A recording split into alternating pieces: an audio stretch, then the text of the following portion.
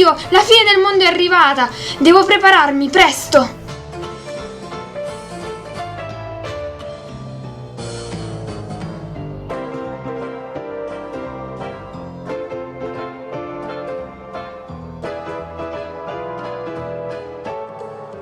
Mettiamoci al lavoro.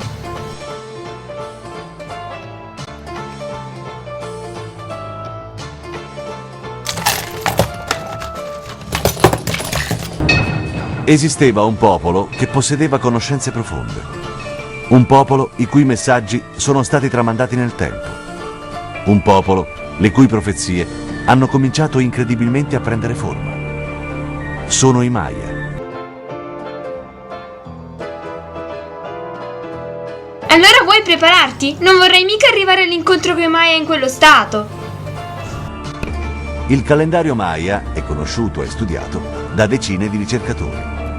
Sono in molti, infatti, a ritenere che sia portatore di un messaggio profetico, ma la sua decifrazione non è ancora completa.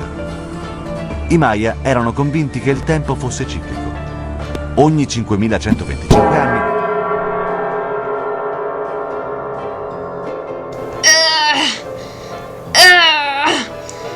Devo fare sempre tutto io.